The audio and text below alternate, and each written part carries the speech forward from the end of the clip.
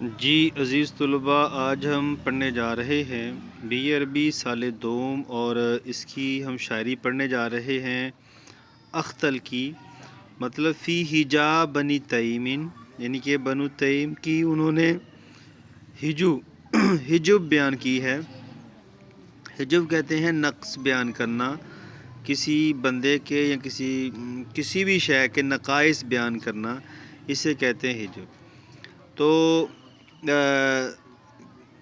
اختل انہیں اس لیے کہا جاتا ہے کیونکہ ان کا قد جو تھا لمبا تھا۔ نام تو ان کا ابو مالک غیاث بن غوث التغلبی ہے، لیکن لقب ان کا اختل ہے، ٹھیک ہے۔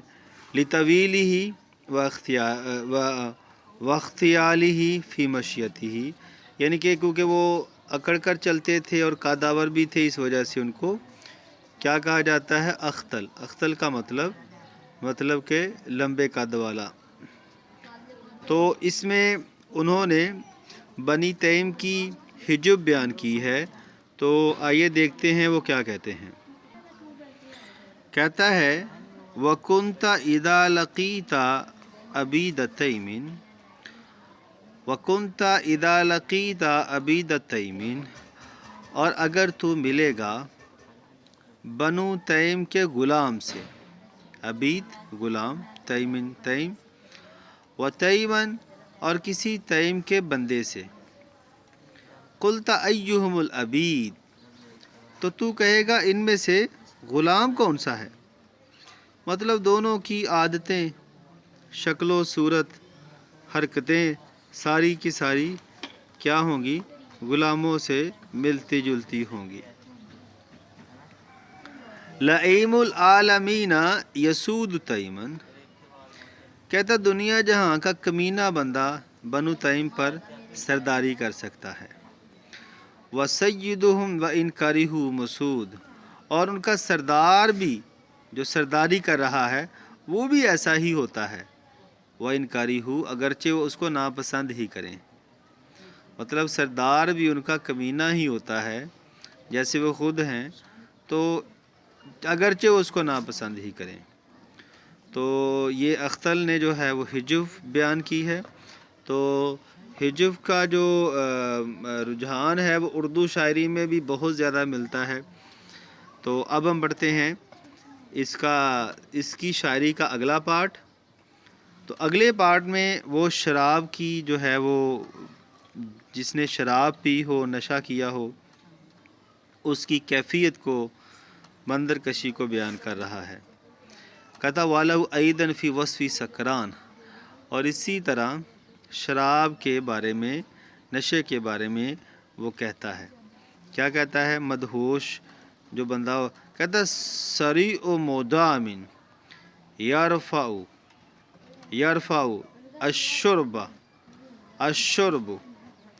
رأسہ، کہتا ہے سریع مدام، جو شراب کا مارا ہوا ہے، شراب کا مقتول ہے، یرفع الشرب راسہ، وہ اس کے گھونٹ سے ہی اٹھائے گا راسہ، اپنے سر کو، لیاہیا، تاکہ وہ زندہ رہ سکے۔ وقد ماتت ادام و مفصل، اور اس کی ہڈیاں، ادام ہڈیاں، و مفصل اور اس کے جو جوڑ ہیں، قد ماتت مر چکے ہیں۔ مطلب کہ شراب کا جو بچھاڑا ہوا ہے، مارا ہوا ہے، وہ اس کے گھونٹ سے ہی دوبارہ سر اٹھائے گا۔ مطلب شراب پی کے گرا ہوا ہے ایک بندہ، اور اس کے گھونٹ سے اٹھ جائے گا، حالانکہ اس کی ہڈیاں اور اس کی جو جوڑ ہیں وہ کیا ہو چکے ہیں؟ مر چکے ہیں۔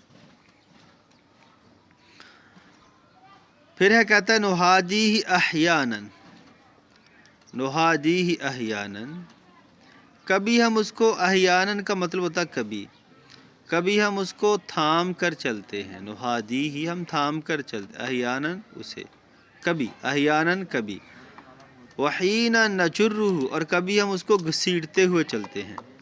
وما کاد الا بالحشاشۃ یعقل، اور وہ جو ہے وہ سمجھ بوجھ نہیں رکھتا، اس کو ہوش نہیں ہے، ٹھیک ہے۔ اصل میں یہ لفظ ہے وما کادا یاقلو، اصل میں یاقلو کا تعلق کادا کے ساتھ ہے، وما کادا یاقلو، اور وہ ہوش میں نہیں ہے، الا بالحشاشتی، الا بالحشاشتی، مگر بچی کچھی روح کے ذریعے سے، مطلب تھوڑی سی جان اس میں باقی ہے، مدہوش ہو چکا ہے۔